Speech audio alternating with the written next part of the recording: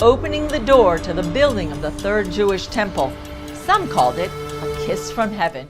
The long-awaited construction of the third temple is finally underway, but what's unfolding is sending shockwaves through the world. Something unprecedented is happening now, defying all expectations and challenging our perceptions. What could possibly be going wrong during this historic moment? Prepare to be stunned, as the secrets behind the construction of the third temple are unveiled. The revolutions will leave you questioning everything you thought you knew about this monumental event.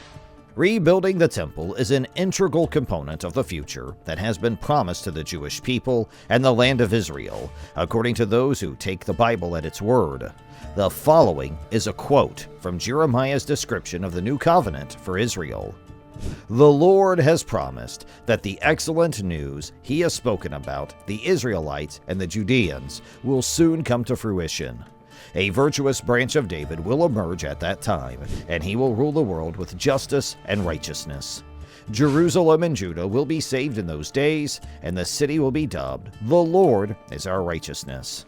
As the Lord has said, there shall never be without a man to sit on the throne of the house of Israel, and the Levitical priests shall never lack a man before me to offer burnt offerings, to burn grain offerings, and to prepare sacrifices continually." NAS Version Jeremiah, chapter 33, verses 14 through 18. All of Israel will be delivered and brought back to the land of Israel in the Messianic age, which is discussed in this verse. A blameless Davidic heir, the Messiah, will rule from Jerusalem at that time, and the temple will be rebuilt with its original Levitical priesthood in place. Is there any evidence that Israel is currently making plans for a third temple, assuming that this will happen in the future? Slow but steady work has been made toward making the rebuilding of the third temple a reality in the 21st century since 1987, when the temple movement first began making plans for it.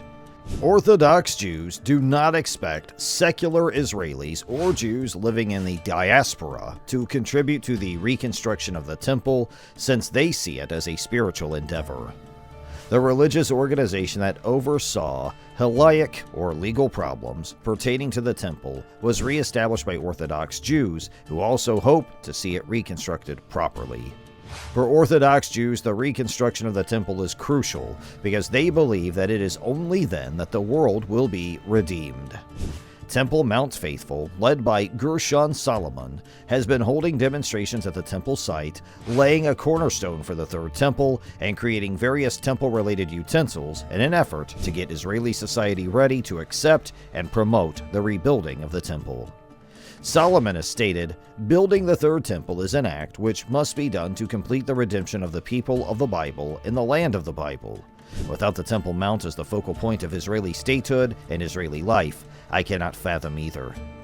However, many devout Jews do not approve of this plan because they have internalized a spiritualized, diaspora-based worldview that rejects any possibility of a literal fulfillment of the biblical predictions concerning the third temple.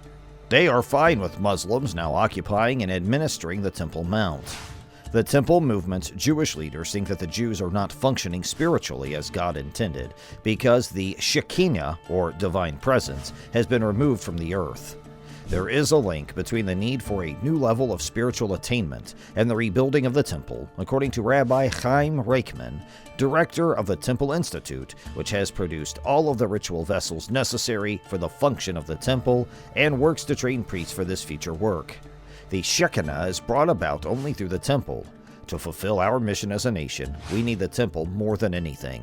For Orthodox Jews who are dedicated to reconstructing the temple, doing so is the only way to solve the issues of the world and the Jewish people. The bright future of Israel? Bringing together Israel's dispersed lost tribes? Learn what the signs of the times reveal about where we are in God's timeline and how you can take part in the fulfillment of prophecy by signing up now. Rebuilding the Jewish temple? Is progress being made today in restoring the temple? Extreme international opposition exists to any Israeli claims to Jerusalem or the Temple Mount.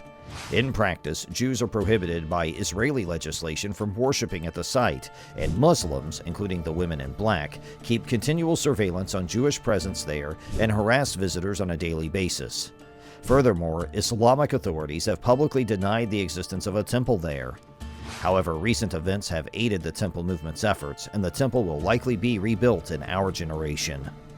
The Al-Aqsa Mosque, which Muslims believe was constructed by Abraham, is on the site of a Jewish ritual cleansing site which researchers uncovered decades ago in response to the allegation of denying a Jewish temple ever existed on the site.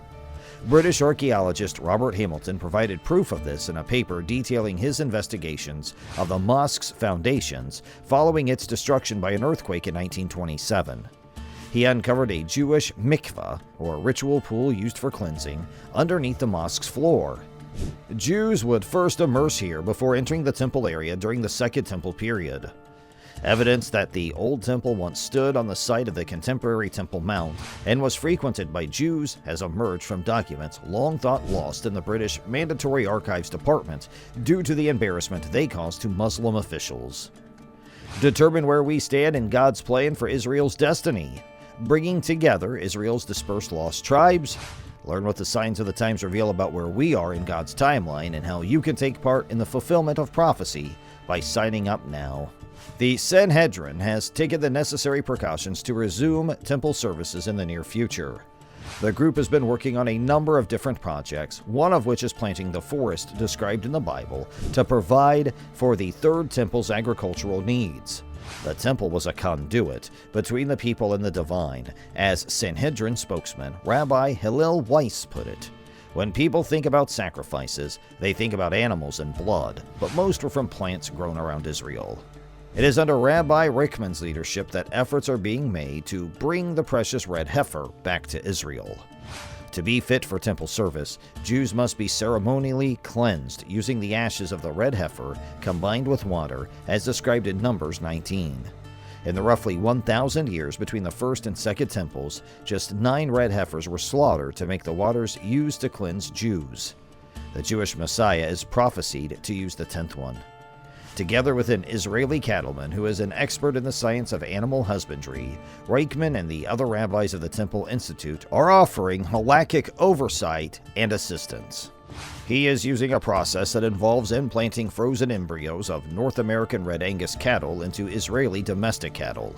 In order to participate in the red heifer rite, a heifer must be born in the land of Israel and cannot have ever been yoked. This work is the result of years of study at the Temple Institute, where old religious texts were combined with cutting-edge scientific methods. Reenactments of temple ceremonies for the training of the priestly class, known as Kohanim, are also held by the Sanhedrin and the Temple movement. Learning how to use the ritual utensils made specifically for the Third Temple, and gaining experience with the freshly built altar of the burnt offering are all part of this training. Since the Israelites are only permitted to construct an altar on the site of the first altar on Mount Moriah, also known as the Temple Mount, this portable altar is truly one of a kind. In due time, it will be rebuilt atop the Temple Mount so that sacrifices might once again be offered. To Orthodox Jews dedicated to reconstructing the temple, this is the only way to solve the issues of the world and the Jewish people.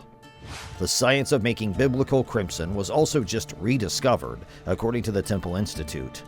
This dye was used in the combination that was used to color the robes of the high priest and the parashat, or the huge curtain that separated the Holy of Holies from the holy place in the temple.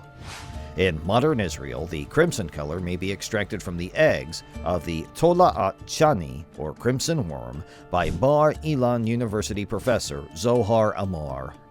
Most members of the Temple movement realize that political action is needed to change the status quo of Muslim ownership of the Mount and restore Jewish access to the site while they continue to plan for the construction of the temple. This might be happening right now. When asked about the site, Israel's highest court said, "The reality on the Temple Mount is by no means simple. From its judgment opinion on the issue of the works on the Temple Mount, it's a really sensitive and intricate matter. A judicial finding would be unreasonable here, and such a ruling would exceed the bounds of the law. Hence, other means of resolving the disagreement should be pursued. Rather than the judiciary, it is the political class's responsibility to give substance to the historic cry, 'The Temple Mount is ours.' That is to say, we need a political move, not a legal one. A future political leader, the Antichrist of Revelation 13, will form a false covenant with Jewish officials that will lead to the construction of the third temple, according to Daniel's prophecy of the 70th week. That was in the book of Daniel, chapter 9, verse 27. How could something like this occur? An academic book on the politics of the Temple Mount mentioned one of the possibilities as follows. Given the emphasis upon the international community's interest in the sites, under the concept of the heritage of humankind, representatives from the international community need to be included as mediators and guarantors. These are the words from the book. These would most likely originate from the United Nations Educational, Scientific, and Cultural Organization, or UNESCO, and they would be culled from regional powers like Arab League and NATO, as well as interested states like the United States, the European Union, and Russia. Any proposed legal framework will necessitate cooperation between different faiths and will demand participation from regional religious authorities. It might be complemented by religious leaders from other countries all around the world who could act as mediators. Those who seek an understanding of biblical prophecy are aware that the Antichrist will be followed by political and religious leaders, which will result in the actualization of a proposition such as this one. As we eagerly anticipate the return of our Messiah, it is thrilling to witness these developments unfold in the land of Israel in reference to the construction of a third temple. That's all for today's video. We'll be right back with more videos soon, so please don't forget to give this video a thumbs up and make sure you subscribe to our channel. And thanks for watching.